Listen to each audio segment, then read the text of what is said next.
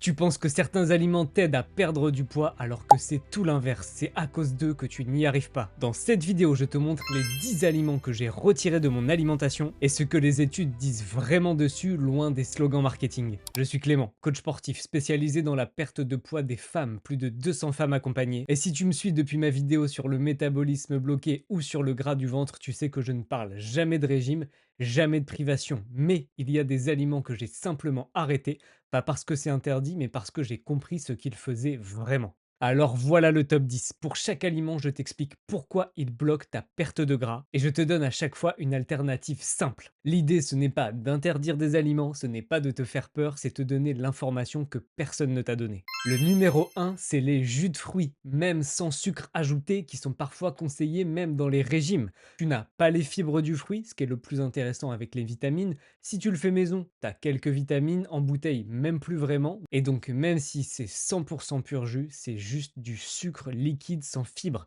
Et ça fait monter ton insuline en flèche aussi vite qu'un soda et dit à ton corps de stocker. Et ça, on le revoit encore dans beaucoup de programmes, beaucoup de plans de diète qui le mettent au petit déjeuner alors que c'est une cata. Une alternative simple, c'est de manger un fruit entier parce que les fibres ralentissent tout et limitent le stockage. Et la meilleure boisson que tu peux apporter à ton corps le matin, c'est de l'eau, hyper utile pour bien relancer ton métabolisme après la nuit.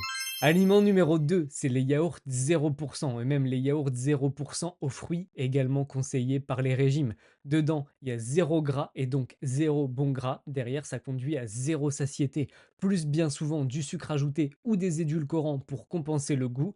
Résultat, pic d'insuline, fringale une heure après, microbiote appauvri par les additifs. Donc ça, oublie complètement. Une alternative très simple, c'est du fromage blanc 3%, 5%, du skyr, des petits Suisses. Aliment numéro 3, les fameuses céréales du matin, complètes ou fitness. Ça, c'est un piège marketing.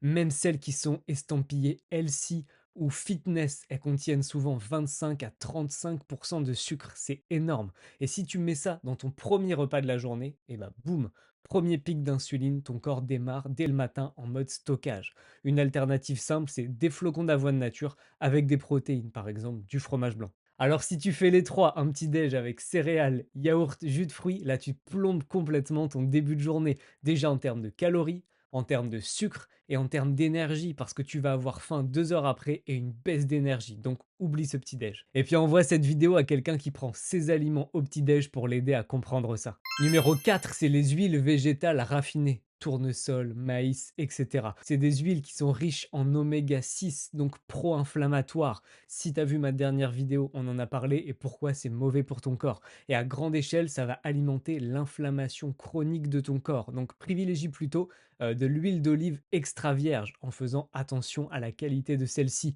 ou alors à une huile de coco pour les cuissons. Numéro 5, le pain de mie complet industriel qui est un piège marketing également. C'est ultra transformé malgré l'étiquette ou les beaux packaging. C'est plein d'additifs, plein de conservateurs. Il y a un index glycémique qui est élevé. Rien à voir avec un bon pain complet de boulangerie. Donc en alternative, un pain au levain. C'est parfait pour la digestion. Tu peux même prendre un pain de seigle et un fruit le matin et ça remplacera très bien ce fameux pain de mie. Et si t'en as marre de ne plus savoir quoi manger et que tu galères avec ton poids, réserve ton rendez-vous, c'est dans la bio et on verra ensemble comment tu peux y arriver. Numéro 6, les sodas zéro. Alors ok, c'est 0 calories, mais en fait ils vont complètement perturber ton microbiote intestinal et ils vont également maintenir l'envie de sucre au lieu de la réduire.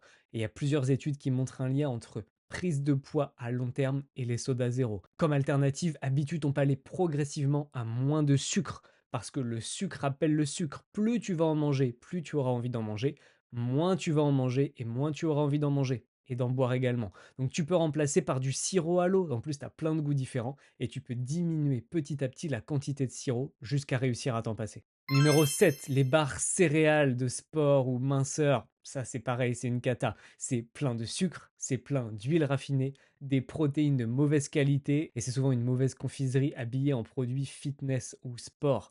Une alternative simple, c'est une poignée de noix plus un carré de chocolat 70%. Très simple, hyper efficace.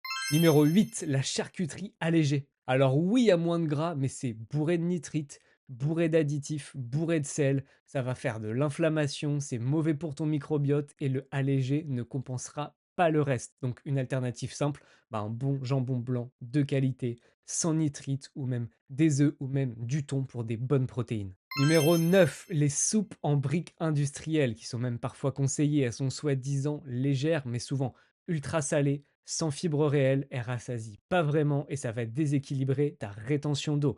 Donc une alternative simple, c'est de faire une soupe maison mixée en 15 minutes. Ça va être plus rassasiant avec des vraies fibres. Bon, c'est plus trop la saison, mais c'est pareil avec les smoothies. Oublie les smoothies industriels et c'est plutôt d'en faire maison.